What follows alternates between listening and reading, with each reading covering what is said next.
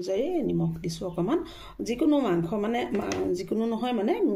এবাৰ চিকেন টিকেনবোৰ অকমান মেৰিনেট কৰি থলে ইয়া অকমান কালাৰ উঠিবৰ কাৰণে জলকীয়া গুড়ি দিছো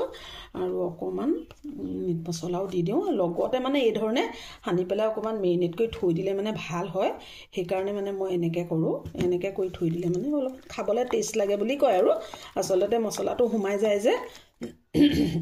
মোৰ যে মাতটো সদায় ভাঙিয়ে থাকে আৰু মোবাইলত ইমান ফটা ওলা মাতটো পাছত মাতটো নিজৰ মাতটো নিজে শুনিবলৈকে লাজ লাগে কেলে জানো সদায় মাতটো মানে ভঙা চুবে কয় আদা খাবা কেতিয়াবা অকমান ভাল হৈ যায় আকৌ মানে ডিঙিত কিবা কাহ উঠি থকা নিচিনা কাহ নহয় কিন্তু এনে এই ধৰণে মেৰিনেট কৰি দিছো আৰু জিৰা ধনিয়া গুড়ি মই পিছাই নাই ইয়াত দিলেও হয় তাৰ তেলত দিলেও হয় ইয়াত দিলে ভাল আৰু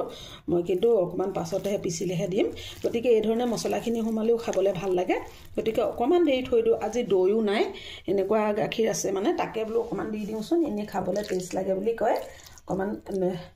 দৈ এদাই হল গতিকে অকমান গাখীৰ তাতে দিছো আৰু উতলি